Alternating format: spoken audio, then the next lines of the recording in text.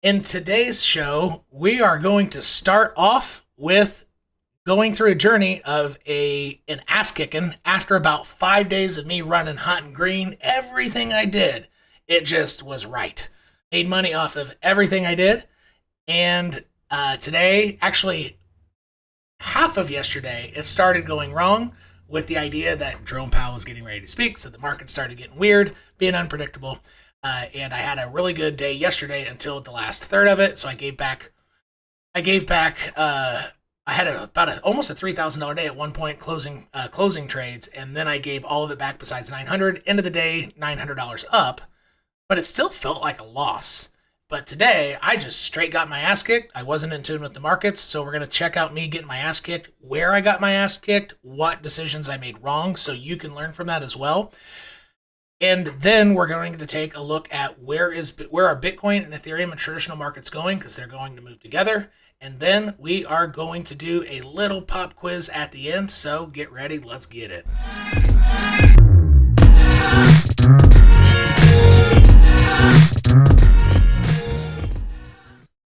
I ran out of LaCroix drinks, which are a carbonated, like calorie-free, aspartame-free drink. So I went to my garden, picked some strawberries, and cut a watermelon, blended it up, and put it in some water, but it still doesn't taste that great. Actually, it tastes a little better now. All right, maybe the sugars are marinating. All right, here we go. I got my ass kicked today. Let's start off with looking at the numbers, okay? It gets a little ugly, so watch out. All right. If I could put things in a perspective of optimism, it would be that just like price in an uptrend, so in my journey to take an account from 5K to 100K, you make higher lows. So today, let's just call this a higher low if we can be optimistic, but you're about ready to see some bloody numbers.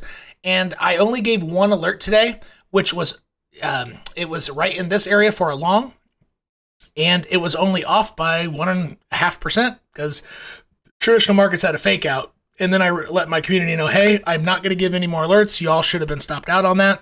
And I let them know I'm not going to give any more alerts until I'm back in tune with the market. So, but I decided to try my luck without giving alerts, and it backfired. So let's go look at this carnage here. So take a look.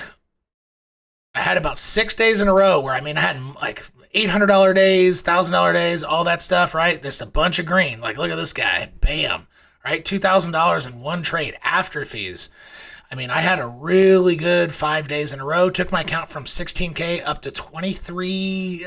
Where did I close it? I closed those positions probably at 22.8, actually. Yeah, 22.8. And then then a sea of red. I was only right one time. And that one time was during my 8 a.m.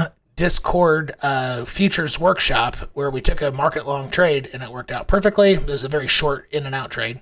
But outside of that, I've been wrong. And I allowed myself, so I tried to hold on a little too long for this guy on a Ethereum long, and then I got stubborn. And then I decided, you know what?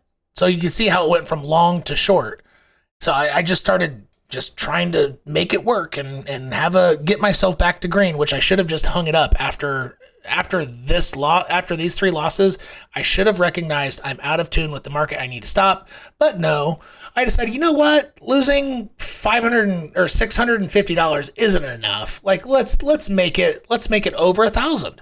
And after that, I was satisfied. I was like, all right, great. That's a good higher low for me. Let's take my account back down under 21K. So the Grim Reaper has to go knock out 21K again, unfortunately, or no, 21 and 22. But getting 21K will be easy. It's only $250. That's like a half a trade. But I got to take out essentially 2 doors again, 1.5 doors. And so I got my ass kicked today. And again, for those who follow me and all that stuff, you can ask my VIPs. I only gave one alert, and it was and some of them actually still made money off of it because they re-entered when I gave an alert, like, hey, this is not an official alert, but this looks like it's getting ready to go up because traditional markets just had a fake out to the downside, which we'll take a look at here, right? It's best seen on SPX.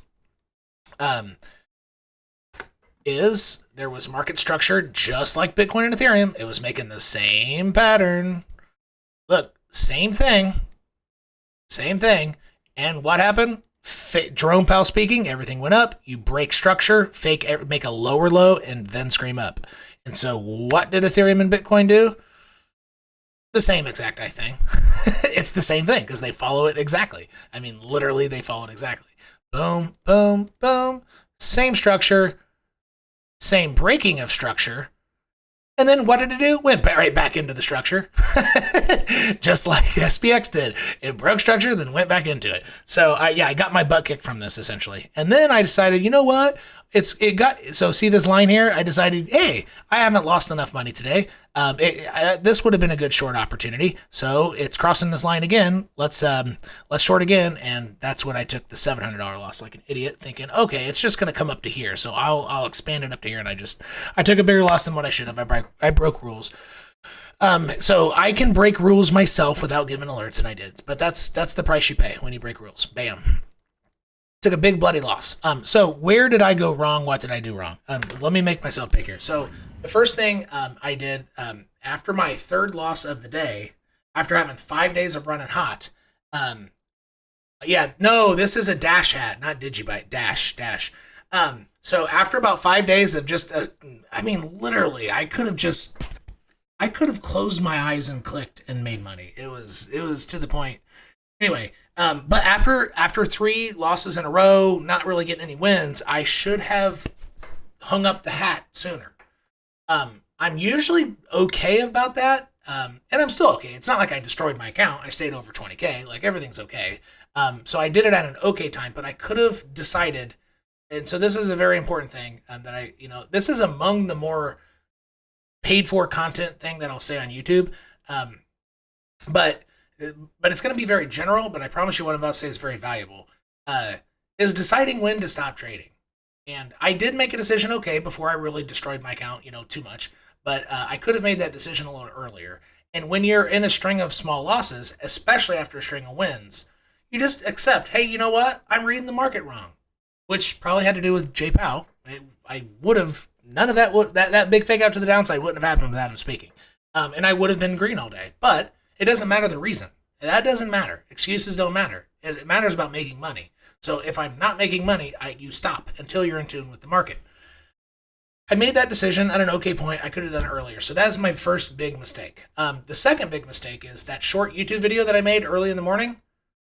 It's like, Tim, did you just ignore everything you said in there? Because you said 1102 needs to be used as resistance. And if that doesn't happen, then the trend still has a 50% or greater chance to be up. So let's take a look at the charts. Like, I literally made a video on it and explained it perfectly to everybody, and it's exactly what happened. But no, I decided to try to short here and take a $700 loss, like an idiot. So from that video, so this is the second mistake. The first mistake was not identifying early enough. Well, I guess it was early enough, but like super early that I'm out of tune with the market. I need to stop. The second mistake I made was in that video, I made the same box from that video. 1102 is exactly at the bottom. So you see on the right hand side it says 1102, 1102. It went below, and I said in that video, if it just goes below, and I even drew something out almost to this level. I said at that exact moment in time, sure, because it broke down here, it probably is a coin flip of whether it's going to keep racing up and hit this orange line or that line here. I thought it was going to happen like at the same time, but when 2 important lines cross was from that video. If you watched it, but still, it's hit the orange line. And I said, if it just goes straight down and it has not used that exact line as resistance yet, it's still a 50-50 that it comes up to this orange line or that line, which I think it's actually getting ready to hit that line here shortly.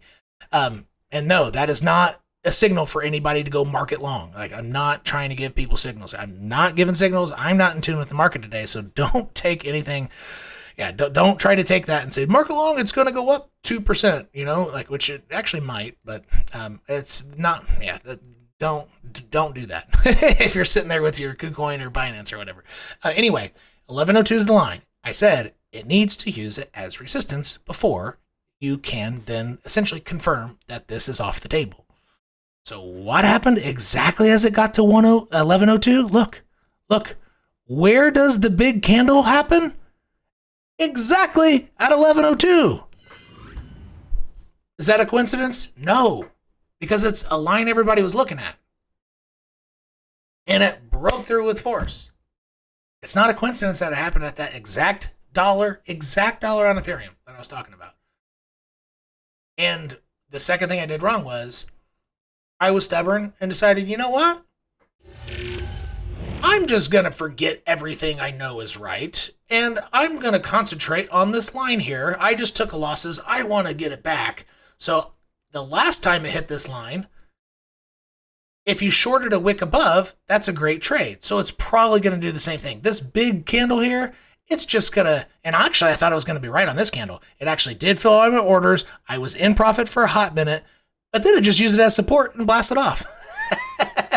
And then I said to myself, oh, it's just coming up to this wick, so I'll stay in and actually add bigger orders up here, which I did. And those bigger orders, I didn't take much of a loss because I stopped myself out right at that wick. So from here to here is not much of a loss for big orders. But the orders I took in here, to go from there to there, that's a lot. That's where I took my $700 loss.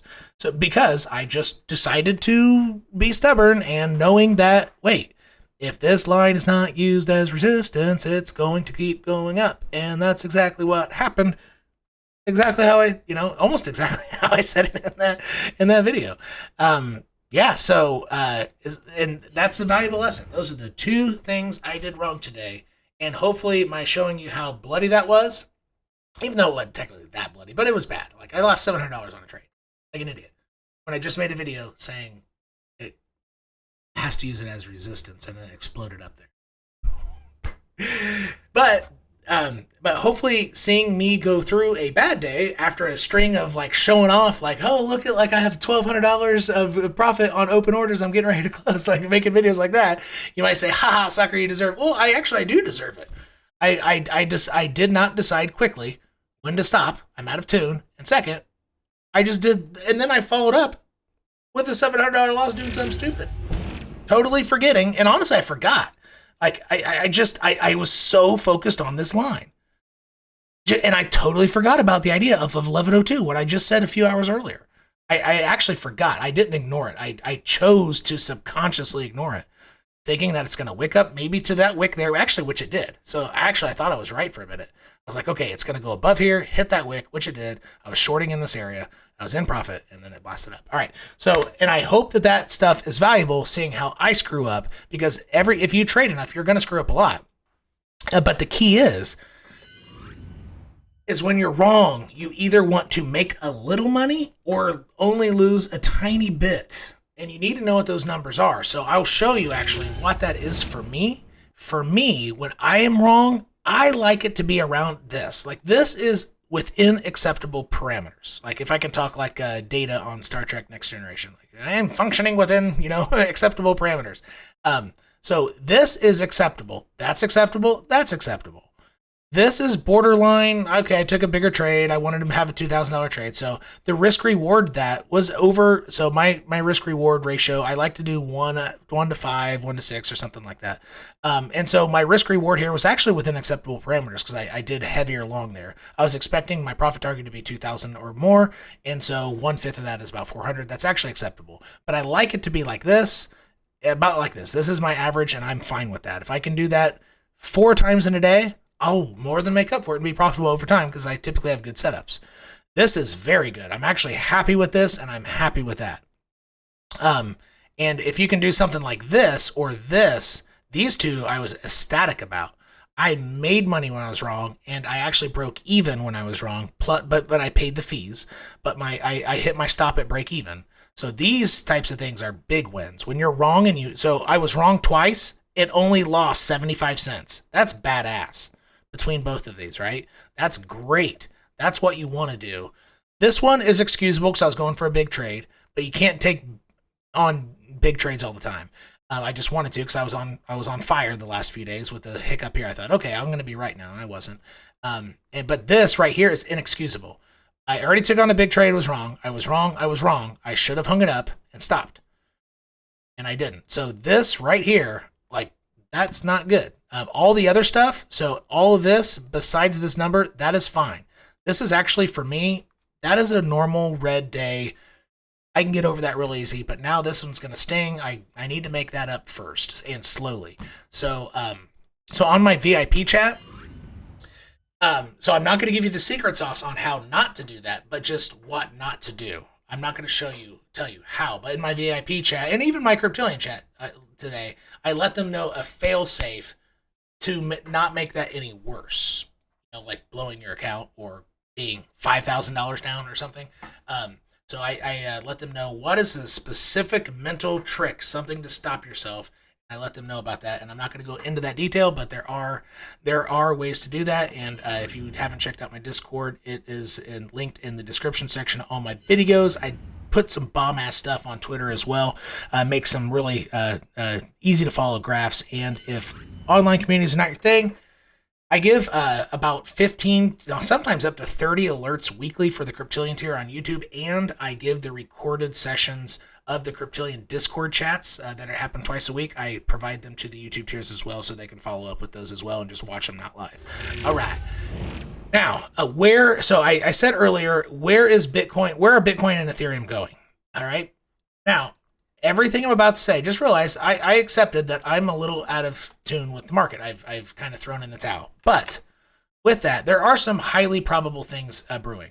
And I'm going to zoom out here. I'm on the 5-minute chart. I need to probably zoom out to go into the 15-minute chart isn't much as zooming out, but it's zooming out enough. All right. You have 3. So actually, let me turn off my channel. I'll turn that off for a second. Oh, my horizontals were inside my channel. All right, damn it. We'll just put that back on. So try to focus your eyes on the horizontals only, right? And maybe I can make them thicker boxes, so it's easier to stare at. All right, there you go. So stare at those 3. So without focusing on these slanted lines, the channel, we have Bitcoin came down to perfectly use this as support, which is another mistake I made. Anyway, it used it as support. I could have easily entered along on that, but made money today. But nope, I decided to short like an idiot. Anyway, so this has been used as support. So what is the next horizontal of resistance? Right here. Right here. Horizontals only. Now start. Ooh, this line should not be. That line shouldn't be there. Now look at any lines that are not horizontal.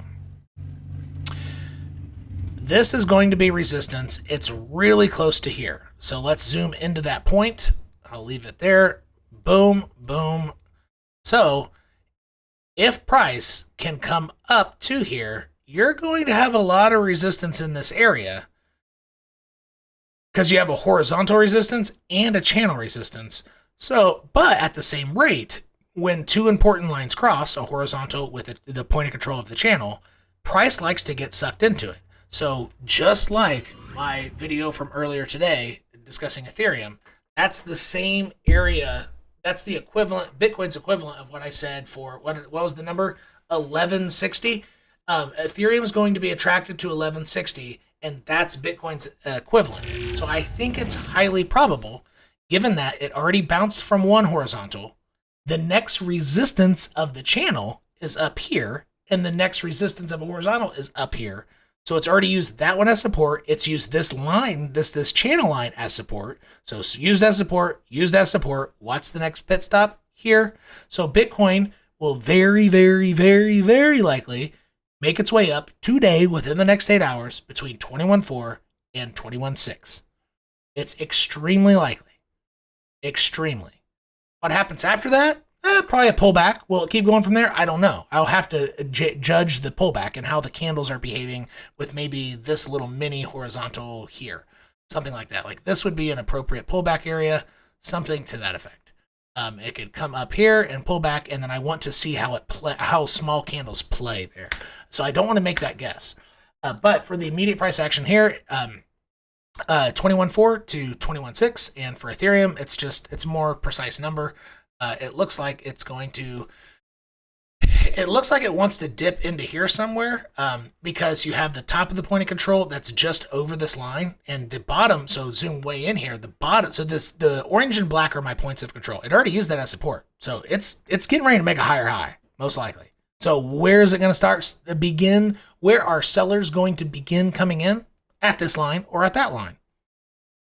Are they looking at the same exact thing I am? No, but for some reason, just how I draw lines, it accurately, typically, is very accurate with judging when our seller's going to be, when our buyer's going to stop buying so hard, and when our seller's going to start selling a little harder. And it's essentially going to be more like a triangle like this. Come on, Tim. 0 for 2. There we go. That triangle right there, that is the target. It could go all the way up to 1173, but it's going to hit this triangle most likely. Maybe I should make this triangle a little bit bigger, like, because it might happen immediately. So something like, yeah, it's going to hit this triangle, extreme likelihood. Okay, so somewhere between 1160 to, let's say, 1175. Will it very likely blast through there? No, because sellers will come in, but it could make a quick higher low, chill out with traditional markets going, kind of ride this line and wait for, something to traditional markets tomorrow and really blast up. And what would that be? That would be a low, a higher low, and a higher low. But I want to understand, how does price interact with this line? Does it want to come all the way back down here, which would still be a higher low to that one? There's a lot of stuff, a lot of things that could happen after, even if it didn't go up to that line. This is Ethereum, so this is Ethereum 1170-ish, 1160-ish. But I think it would pull back to some degree, but to what degree, I don't know. I'd have to see how price interacts with this line. And then if it can't hold it, use it as resistance, it would most likely come at least down to that, this area here. So in the very short-term time frames, I see more upside. Now, zooming out to get, a feel for leading into next week, I'll go to the daily. Let's observe the daily chart. And my channels don't really work with the daily chart very well, so why do I have so many things in my object tree when I just saw? Why did my object tree get all rearranged just because I'm on the daily chart? This is weird. It's so strange. It just deleted it channel. It got rid of my folder, and it just deleted my folder. That is freaking strange. Okay, anyway, that's the second time that's happened. Okay, Tradingview glitch. All right, so if I zoom out on the daily on Bitcoin on a different chart, since Tradingview just, or no, this is Bitcoin. Here we go. Bam. And channel. Okay, so I guess it only happened once on Ethereum. All right, if I zoom out to the daily, to try to get an idea of what is going to happen next week, I can zoom way out and look at structure left. It's about ready to hit that area here from late 2020 or early 2021. Yeah, December 2020. It's about ready to bump its head on there. So I'm going to draw a box, which I actually might already have on the other chart. That's probably one of my boxes. But zooming way out, it's getting ready to approach this. So this is looking left. Among the most important things you can do in your crypto journey is look left. It's not always 2 years left, but so the daily chart is saying that it looks like it wants to come up to this line at least, which is 22.1, which is higher than my targets there. But this is going into next week or up to even here. But with this wick there, I would actually put for the small time frames, I would go like this. That's going to be hard to get past. So Bitcoin on the daily going into next week, it looks fairly probable that it's going to go somewhere between 22.1 and 23.2. 22.1 to 23.2. That's larger stuff into next week and potentially up to 24 and change. So now I want to go back to my channel on the small time frames to see, does that align with anything obvious, so that when two different types of analyses align, it makes it more probable in theory. Especially if you practice with it. It really does. You can have more confidence in that. So we're going to focus our eyes on 22.1. God, I'm not going to remember these freaking numbers.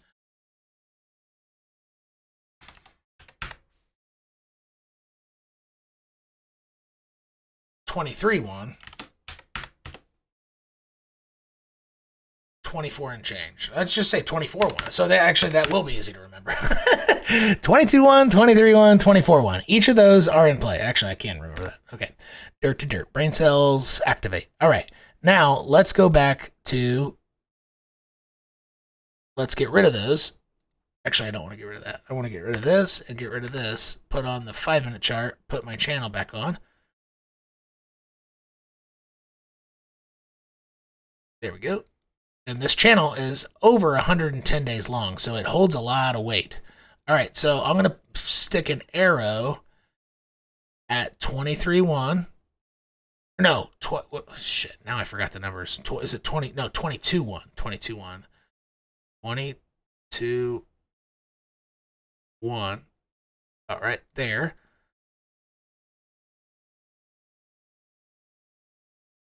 Yep, right there. So I'll make it smaller. 23-1.